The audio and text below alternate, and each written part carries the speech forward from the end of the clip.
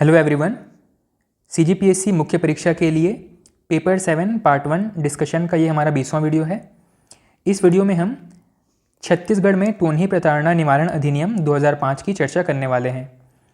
जैसा कि नाम से स्पष्ट है, टोनही कहकर किसी को प्रताड़ित किया जाता है तो यह एक अपराध की श्रेणी में आता है और इस अपराध के निवारण के लिए यह अधिनियम लाया गया है। ठीक है, महिलाओं की सुरक्षा के लिए यह अधिनियम लाया गया है। इस अधिनियम का धारा 2 परिभाषाओं के लिए शामिल किया गया है और इसमें सबसे पहले है टोनही की परिभाषा और ओझा की परिभाषा। यह एग्जाम में पूछा गया प्रश्न है। एग्जाम में 2 नंबर का प्रश्न पूछा गया है कि टोनही से आप क्या समझते हैं और इसे समाप्त करने के लिए छत्तीसगढ़ में कौन सा अधिनियम पारित किया गया है।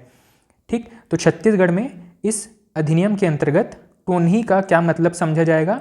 तो कोई ऐसा व्यक्ति जो अन्य व्यक्ति को या समाज को या किसी जीवित वस्तु को काला जादू करने की शक्ति रखता है, बुरी नज़र लगाने की शक्ति रखता है या अन्य किसी रीति से हानि पहुंचाने की शक्ति रखता है, उसको टोनही कहा गया है इस परिभाषा के अंतर्गत।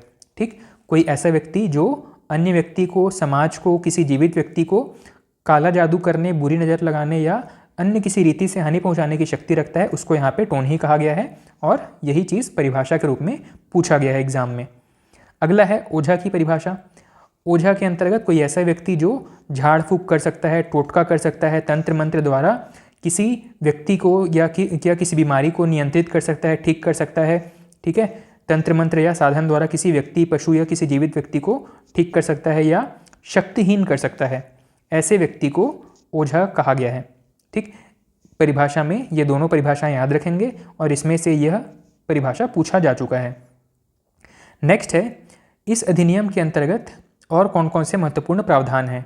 तो सबसे पहली चीज़ है कि अगर कोई व्यक्ति किसी को टोनही के रूप में संबोधित करता है या उसको प्रताड़ित करता है, ऐसी कंडीशन में उस व्यक्ति को या पूरे व्यक्तियों के समूह को दंड दिया जा सकता है।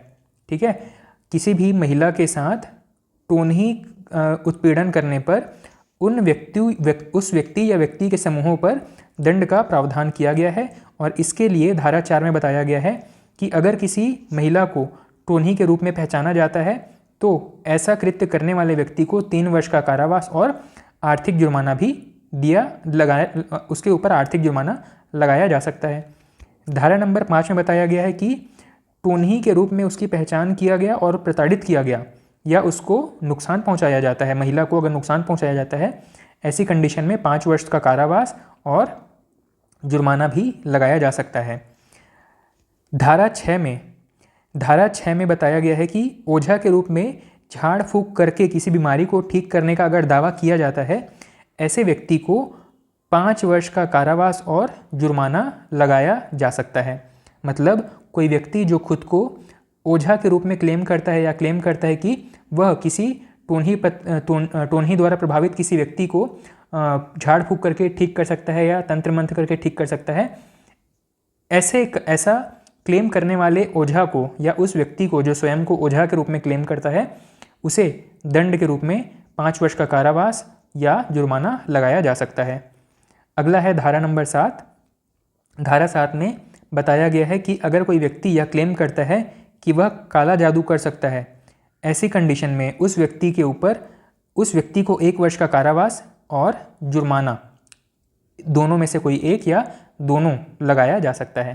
ठीक, तो धारा 7 में बताया गया है कि कोई व्यक्ति अगर ये क्लेम करता है कि वह काला जादू करने में सक्षम है तो उसे 1 वर्ष का कारावास और जुर्माना का दंड दिया जा सकता है। अगला है, इस अधिनियम से संबंधित कुछ अन्य तथ्य हैं, जैसे कि ऐसे समस्त अपराध जो कि इस अधिनियम के अंतर्गत आते हैं, इन समस्त अपराधों के लिए सुनने का अधिकारी कौन होगा?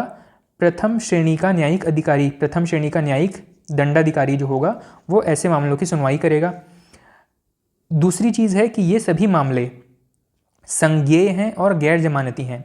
संज्ञेय कहने का मतलब है कि जनरली हम जब कोई कंप्लेन करते हैं तब उसके बारे में सुनवाई शुरू होती है, लेकिन संज्ञेय होने का मतलब है कि अगर न्यायिक अधिकारी को या पुलिस को स्वयं ये सूचना मिलती है कि इस क्षेत्र में ऐसा कुछ टोनही प्रताड़ना का केस चल रहा है, लेकिन अभी तक उनके पास कुछ लिखित या मौखिक रूप में किसी ने शिकायत नहीं की है।